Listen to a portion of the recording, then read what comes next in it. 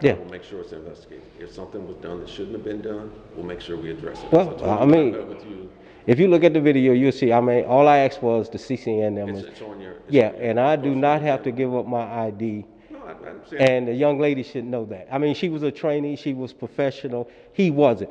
And then I went to her, since she was more professional, he took that real bad because I started talking to her instead of him, because she addressed me more professionally than he did. And he didn't like that at all. This woman, as I told you, if you're displeased with how you treat it, we'll look into it. You're right. Absolutely.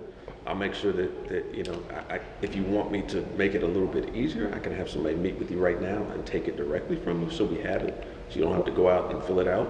Well, the thing is this, Chief, I mean, I thought maybe, I'm pretty sure you have, because I think Mr. Wright mentioned that he saw it. And the sergeant, once I explained it to him, he didn't understand how it escalated. It should have never escalated. So let me just, I'm trying to try. So the officers originally came out for one of the complaints, because there were two complaints. Yeah, I So called. the officers responded out.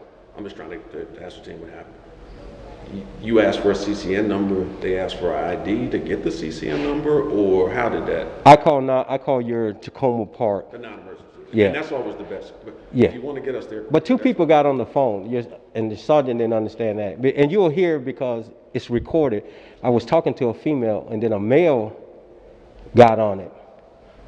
When we have two dispatchers, I don't know what the situation is, but we're training new dispatchers.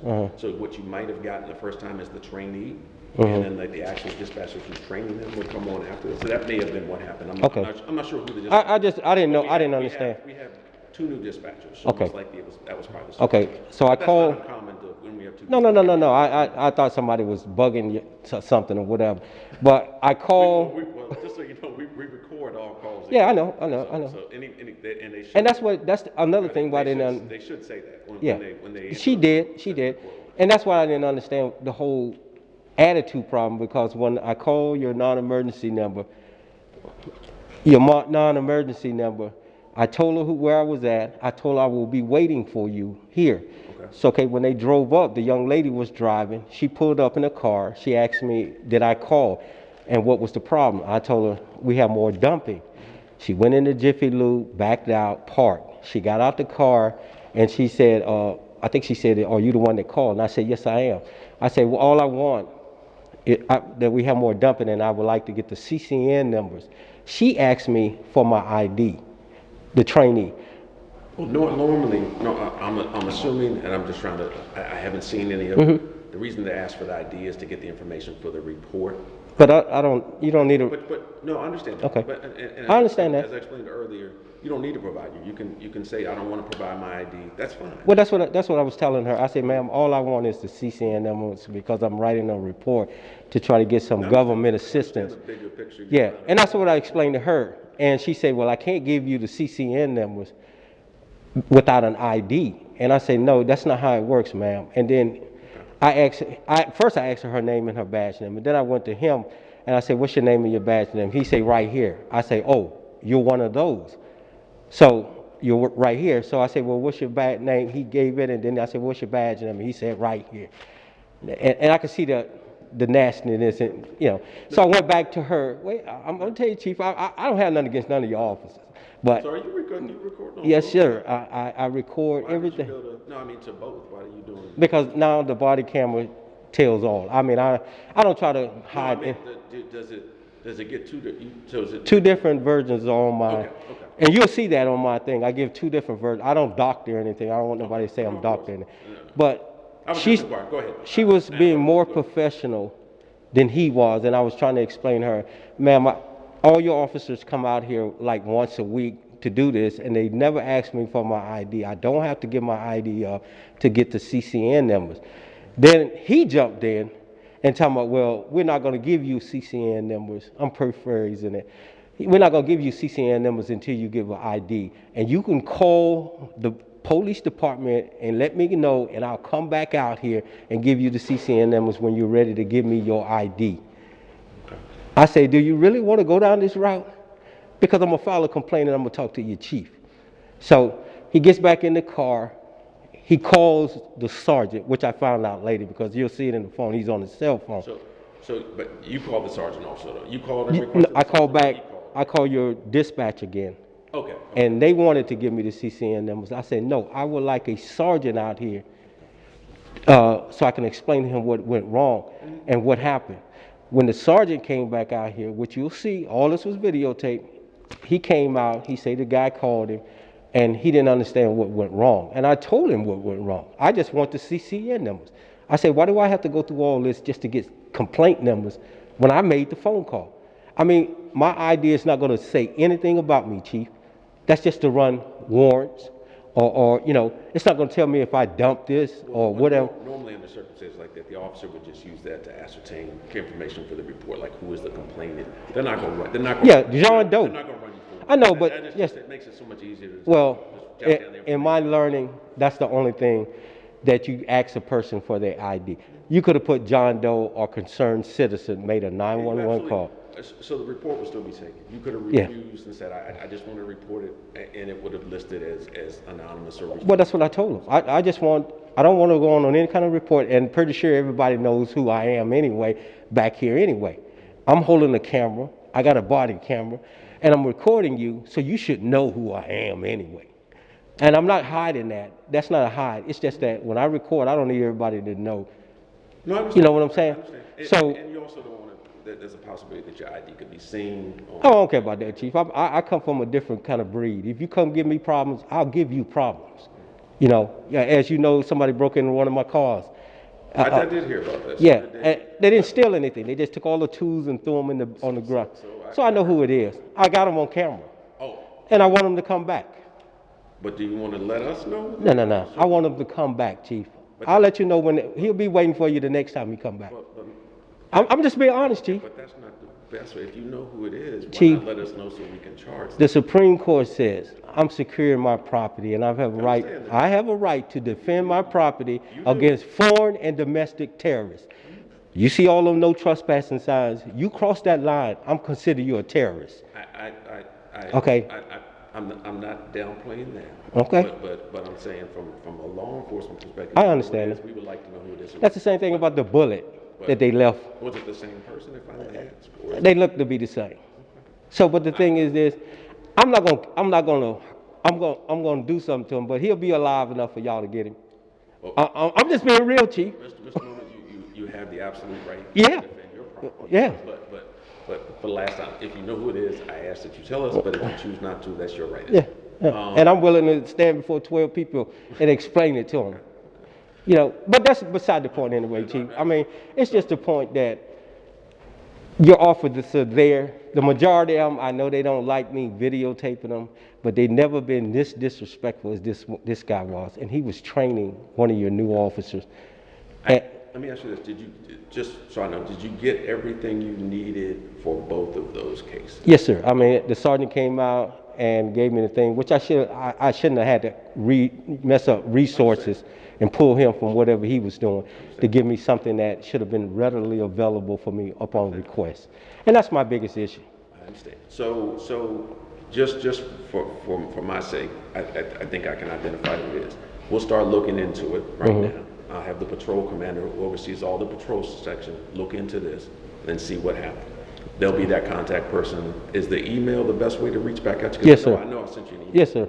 So they'll contact you. Don't take it personal when I write back to you. I mean, just a moment. You're a good guy, Chief. And like I said, when I first came down here, I couldn't get you, and I met you here. And all I want is service. If I commit a crime, lock me up. If somebody else doing it, lock them up. I want it to go across the board. I don't want favoritism. And that's how I feel now, that we got favoritism down there in that area, because I can go out there and I can get people's tag number, but it's going to lead into something else. You see what I'm saying? No, if it's going to create a situation where you are putting yourself in jeopardy, when I say jeopardy, not that you can't defend yourself, but you're putting yourself in a situation where you might have a confrontation. I'm not asking you to do that. Yeah.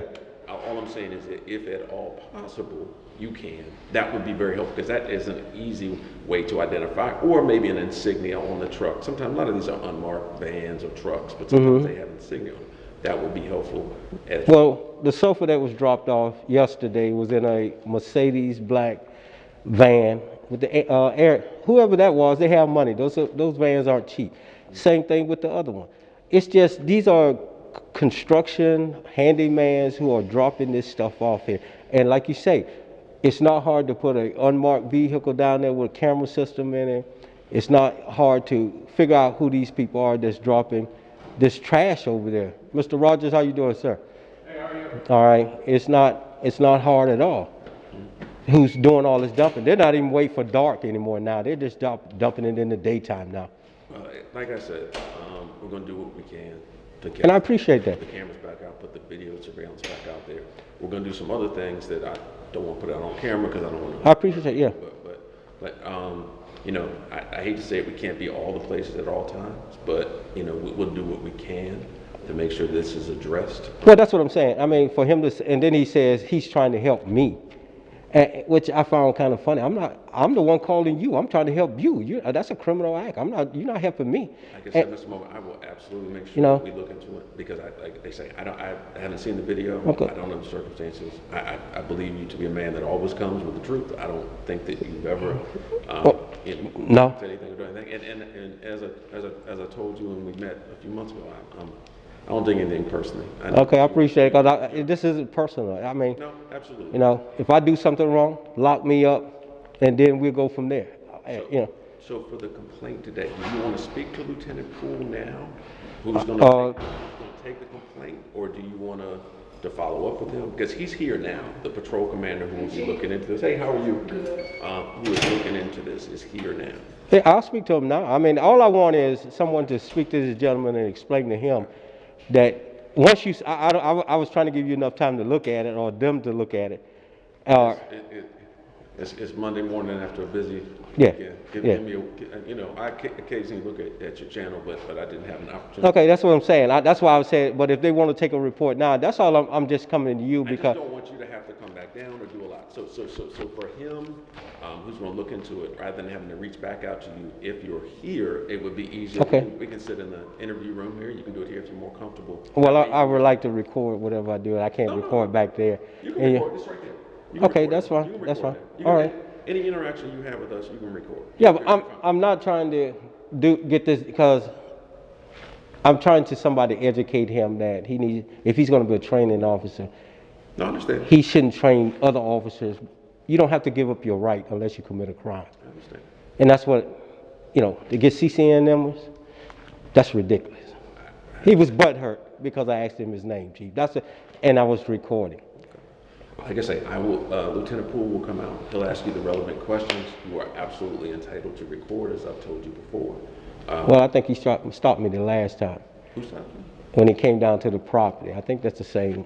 Lieutenant Poole? Yeah, Internal Affairs? No, that's Lieutenant. You're thinking of Captain Sipley. Oh, yeah, Sipley. Okay. Yeah, okay. I'll wait. I mean, I'm here. Okay. I'm going to send him out now. He's back here. Okay. So fortunately, I'm available. He was available. Yeah, I seen your. I'll try to stop through when I get a chance, just to ascertain what's going on over there. Obviously, got a lot going on, but as I'm over there, I'll stop through. Yeah. You over there? Yeah, I mean, yeah. I mean, like I say, I came to get this. I didn't think you would be here. I would give you enough time to look at the video and see. I'll go back to my office and take a look at it. And go from there.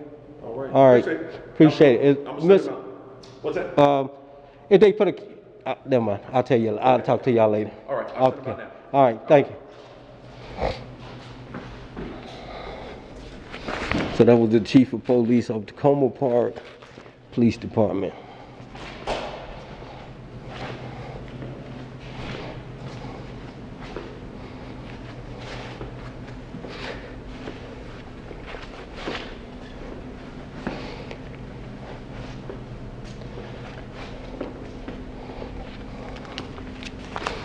What I'm going to do is I'm going to kill this phone line and I'm going to keep the body camera rolling.